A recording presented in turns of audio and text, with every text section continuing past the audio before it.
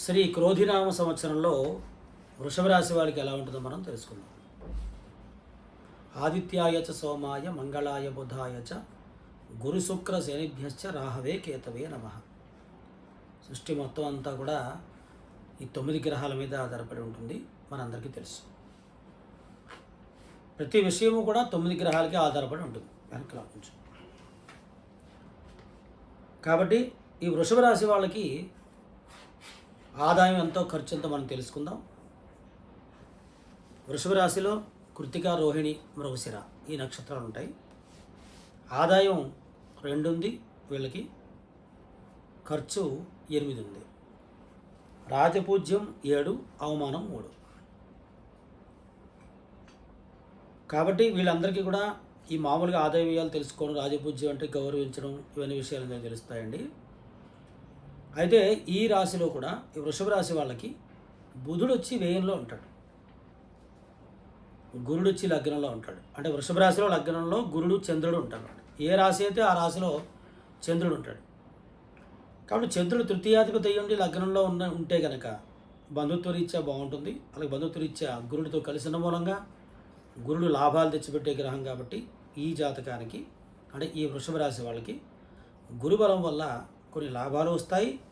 అష్టమాధిపత్యం వహించాడు కాబట్టి గురుడు, అంటే అష్టమ స్థానానికి అధిపతి అయ్యాడు కాబట్టి గురుడు నష్టాలు వస్తాయని కాదు, ఆరోగ్యము, ఆలస్యము, మనం ఏదైతే పని అనుకుంటున్నామో దాన్ని మనమే ఆలస్యం చేసుకోవడం, లేకపోతే మన చుట్టూ ఉన్న వాళ్ళు ఆ పనికి ఆటంకం కలిగించి మనకి పని కాకుండా చేయడం, అపనిందలు రావడం, ఇవన్నీ కూడా ఈ గురుడు వల్లే వస్తాయి. గురుడు వచ్చి 8వ స్థానానికి 11వ స్థానానికి అధిపతి అయ్యాడు కాబట్టి లాభాలు నష్టాలు సమానంగా ఇస్తాడు. తర్వాత బుధుడు వచ్చి 12వ స్థానంలో వ్యయంలో ఉన్నాడు కాబట్టి ధనకారకుడు, మన ధన పంచమాధిపతి అయినటువంటి బుధుడు మేషరాశిలో ఉన్నందువల్ల, మేషరాశి వ్యయాధిపత్యం వచ్చింది కాబట్టి బుధుడికి అక్కడ ధనము, అలాగే కుటుంబ రీత్యా అనవసరమైనటువంటి ధనం, అలంకారాల నిమిత్తం డబ్బులు ఖర్చు పెట్టే అవకాశాలు ఉంటాయి. తర్వాత రాహు లాభంలో ఉన్నాడండి వీళ్ళకి.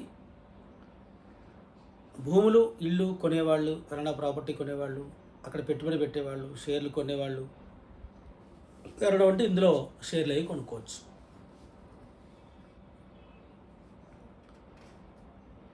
రవి వచ్చి 4వ స్థానంలో ఉండాల్సినటువంటి గ్రహం వృషభ రాశి రీత్యా 11వ స్థానంలోకి వచ్చింది. కాబట్టి 11వ స్థానంలో రవి వల్ల కూడా మంచి లాభాలు ఉంటాయి. గృహ లాభాలు, వాహన ప్రయాణాలు, వాహనాలు కొనుక్కోవడం, విదేశాలు వెళ్ళడం, చదువులో బాగా ముందుకెళ్ళడం, తల్లికి సంబంధించిన ఆరోగ్యం బాగుండడం, ఆ తర్వాత ఇవన్నీ కూడా ఈ రవి వల్లే ఉంటాయి. శుక్రుడు వల్ల శత్రుస్థానానికి అధిపతి అయ్యాడు, శత్రుస్థానానికి. కాబట్టి ఈ శుక్రుడు అనేది ఆలోచన కారకుడయ్యాడు. అలాగే ప్రతి ఒక్క ఆలోచన, మనం ఏదైతే ఆలోచన చేస్తామో ఆలోచన బట్టే కదా పని అయ్యేది. కాబట్టి శుక్రుడు లాభంలో ఉన్నాడు కాబట్టి మంచి ఆలోచనలు చేస్తారు. కాబట్టి మంచి ఆలోచనలు చేస్తే మంచి పనులు జరుగుతాయి కదా.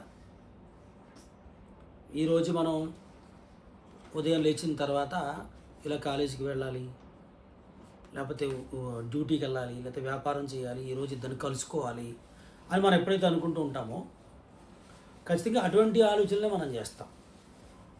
ఈరోజు ఎక్కడికి వెళ్ళొద్దు, బద్ధకంగా ఇంట్లో పడుకోవాలి అనుకున్నాం అనుకోండి, అంటే అటువంటి ఆలోచన మైండ్లోకి వస్తుంది. అదే ఈ వృషభ రాశి వాళ్ళకి శుక్రుడు ఇస్తాడన్నమాట, వీనస్ అంటారు. ఈ శుక్రుడు వచ్చి లాభస్థానంలో ఉన్నాడు కాబట్టి ఇలాంటి పనులకు పెద్ద ఆటంకాలు కలగవు. కానీ రాహుతో కలిసి ఉన్నాడు కాబట్టి కొంచెం పట్టుదల వ్యవహారాలన్నీ జరుగుతుంటాయి. తర్వాత 10వ స్థానంలో శని, కుజుడు కలిసి ఉన్నారు. కుజుడికి ఆ యొక్క హౌస్ ఏదైతే కుంభరాశి ఉందో, కుంభరాశికి మకర రాశికి ఓన్ హౌసెస్ అబౌట్ శని, అంటే శనికి సంబంధించినటువంటి హౌసెస్ అవే. శని చాలా సువర్ణమూర్తిగా ఉన్నాడు ఈ సంవత్సరం, అంటే శని చాలా బాగున్నాడని చెప్పడం. ఉద్యోగంలో ప్రయత్నం చేసేవాళ్ళు ఎవరైనా ఉంటే ఈ సంవత్సరం ఖచ్చితంగా బాగా ప్రయత్నం చేయండి. ఈ రాశి వాళ్ళకి ఖచ్చితంగా ఉద్యోగం బాగుంటుంది. ఉద్యోగంలో డెవలప్మెంట్స్ ఉంటాయి, ఉద్యోగంలో ప్రమోషన్స్ ఉంటాయి. ఇవన్నీ చెప్పేదే ఈయన ఎవరు, శనేశ్వరుడు. శనేశ్వరుడితో కుజుడు కలిసి ఉన్నాడు. కొంచెం ఆటంకాలు వస్తాయి. ప్రతి పని పూర్తిగా అయిపోవాలంటే ఎవరికి కాదు. కొంచెం కష్టపడాలి, తర్వాత ఆలోచన చేయాలి, అసలు మన టాలెంట్ ఎంత ఉందో చూసుకోవాలి. అప్పుడు కానీ ఆ పని చేయకూడదు. అలాంటి ఆలోచనలు చేసి కనుక మీరు వృషభ రాశి వాళ్ళు పని చేయగలిగితే సక్సెస్ అయిపోతారు. తర్వాత కుజుడు వచ్చి వ్యయ సప్తమాధిపతి అయ్యాడు కాబట్టి వివాహం కానటువంటి స్త్రీ పురుషులు ఎవరైతే ఉంటారో వాళ్ళకి, వృషభ రాశి వాళ్ళకి శుభకార్యాలు జరిగే అవకాశాలు ఉంటాయి. స్త్రీలకు, పురుషులకి అందరికీ కూడా ఈ శుభకార్యాలు జరిగే అవకాశాలు ఉంటాయి. కాబట్టి ఈ కుజుడు వల్ల ఉద్యోగంలో కొన్ని అవకతవకలు ఏర్పడుతూ ఉంటాయి. అప్పుడు వాళ్ళు ఈ శనికి, కుజుడికి పూజలు, హోమాలు చేసుకోండి. తర్వాత భాగ్యాధిపతి యొక్క దృష్టి, అంటే భాగ్యాధిపతి అయినటువంటి శని దశమంలో ఉన్నాడు కాబట్టి శని దృష్టి వ్యయానికి తగులుతుంది. వ్యయంతో పాటు శని దృష్టి మళ్ళీ అక్కడ వివాహానికి తగులుతుంది, వివాహ స్థానానికి తగులుతుంది, వృశ్చిక రాశి తగులుతుంది అన్నమాట. కాబట్టి వివాహానికి ఆటంకాలు కలిగే అవకాశాలు కూడా ఉండొచ్చు. అప్పుడు వాళ్ళు శని జపం, కుజ జపం చేయించుకొని దానాలు ఇచ్చి సుబ్రహ్మణ్య పాశుపత హోమం చేయించుకోండి, ఖచ్చితంగా వివాహం అవుతుంది.